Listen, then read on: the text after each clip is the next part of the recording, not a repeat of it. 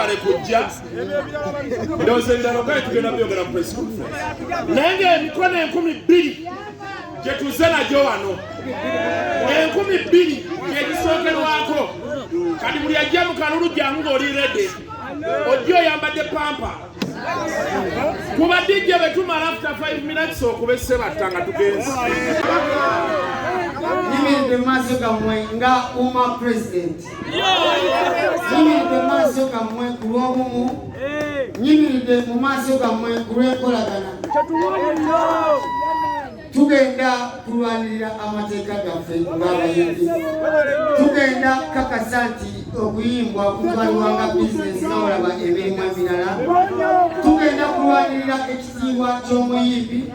Era omwana wa geto yena aliyo ng'oyimba funa kadi ya uma ogenda kumubira ogenda kumubira mugamba president bandidde naye badde ninaki badde nina kadi nsabise nnyo okubalaba ebirala nja bibagamba kulwokuna mu press conference sogende maaso kiwadde Alasigadde busirike.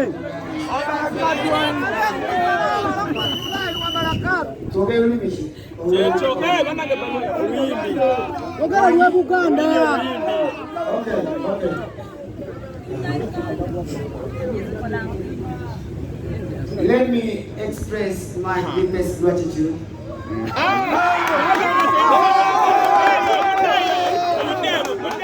For the privilege of addressing you all in your different capacities.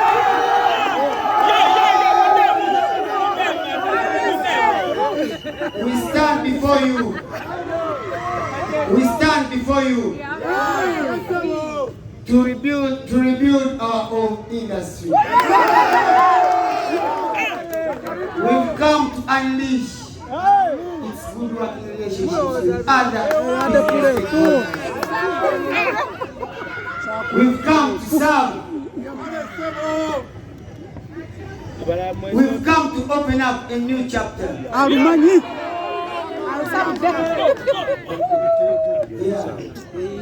We are going to legalize our music industry. We are going to make it a legitimate business. We are going to be united. I've come to unite all. I've come to serve all. I'll make sure that we are one, and that's what I have for now.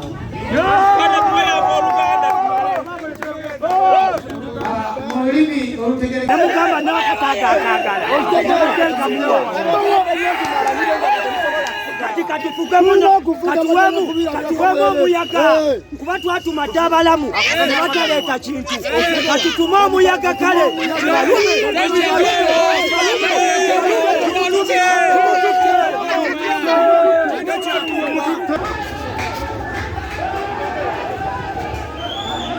yogera newuwesi pulezidenti yagamba omusajja talina figa kukyalo kwabeera si kansala naye yagamba omusajja talina figa ya bukulembeze buva wa Katonda bannange naffe tukkirize Manusulu sifa abamutumye Katonda ye yamutumye mukkirize abali eyo abatulaba Manusulu yamulese Katonda Manusulu simanyi gye yavudde Manusulu mwana wange beerawo Manusulu yakalulu Manusulu ndase yali yagwa Feffe Bussi ndase yali yagwa ndase yali yagwa Inaso yali yagwa Feffe Bussi kibadde ekisingo oyagala omukolo gw'enjawulo gubeere n'ebijjukizo mu nnyumba yo kankwanjulire ba King Montage Photo Studio fe bakafulu mu kkuba ebifaananyi n'okukola video olina wedding birthday party kukyala nika baby shower photoshoot oba music shoot na buli kimu kyonna ky'oyagala fe tusobola okuwa ebijjukizo ebirungi eri ebirooto byo ate nno mwana wattu kusintiiza omuntu wa bulijjo tusange bannankulabe ku bitaala ku Prime Tower level 3 room D04 okumanya ebisingawo tukubire ku namba zino noti 7 noti 2 emu noti 4 emu 25 oba noti 755 3 7 oba noti 777 noti 23 4 noti 5 King Montage Photo Studio fe tusobola okuwa ebijjukizo ebirungi ate nno mwana wattu kusintiiza omuntu wa bulijjo